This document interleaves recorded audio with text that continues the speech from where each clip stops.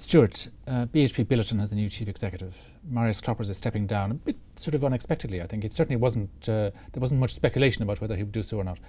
Andrew Mackenzie is taking over. He looks like a really very qualified guy, perhaps even overqualified to run BHP Billiton. Yeah, credible academic credentials, lots of papers behind him.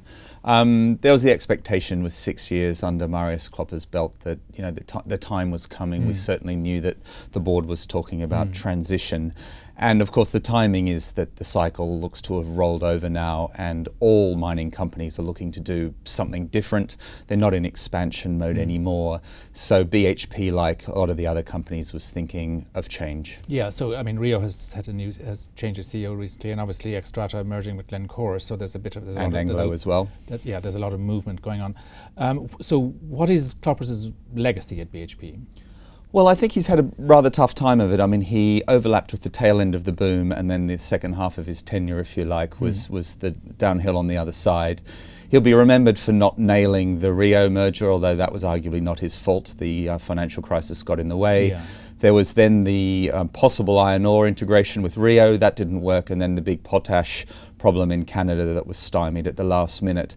So on the one hand, he'll be remembered for deals that didn't happen, but that must be tempered by the fact that BHP radically outperformed any of his peers. They outperformed Rio by 50%, by Anglo by even more, Rio by 20 and Anglo by 50.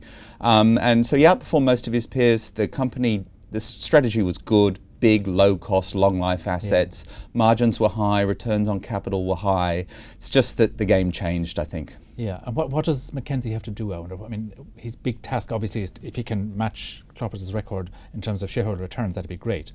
But I would just wonder, operationally, does he have to do anything immediate or from a financial perspective? I guess the interesting thing is that people forget that back in my youth, people questioned why BHP were in oil at all and said that it didn't match the rest of the business and it was a strange thing for a company like BHP to have. Yeah. So now they've got an oil guy running the business. Exactly, yeah. And he's going to have to make decisions, non-oil based decisions. Top of the list might be getting out of diamonds and some things like aluminium.